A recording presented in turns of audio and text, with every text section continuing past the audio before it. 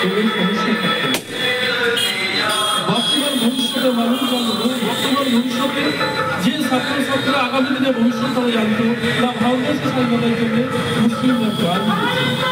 আমরা মোহাম্মদ আলীর কথা জানবো না, আমরা আবেদা বেগমের কথা কেন জানবো না?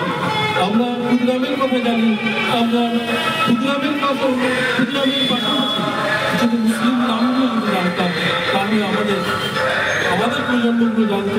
কেউ বলতো না আমরা আমাদের সাথে সাথে মুসলিমরাও প্রাণ দিয়েছে, কিন্তু আমরা মুসলিম যে ছাত্রছাত্রীরা আছে তারাও জানতে পারছে না যে আমাদের মুসলিম সম্প্রদায়ের লোকজন এই ভারতবর্ষের স্বাধীনতার জন্য রক্ত দিয়েছে।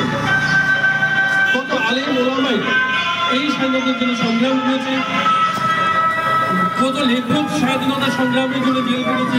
আমরা কাজী নজরুল ইসলামের কথা চিন্তা করি, আমরা কাজী নজরুল ইসলামের কথা যদি বলি, তিনি কবিতা লেখার জন্য তিনি জেল খেটেছেন, ইংরেজদের অত্যাচার সহ্য করতে হচ্ছে। আমরা জানবো আমাদের আবেদন একটাই, আমাদের নিবেদন একটাই, আমরা জাতি ধর্ম নির্বিশেষে প্রত্যেক মানুষের স্বাধীনতা সংগ্রামে যাদের অবদান আছে সেই অবদানের কথা জানবো।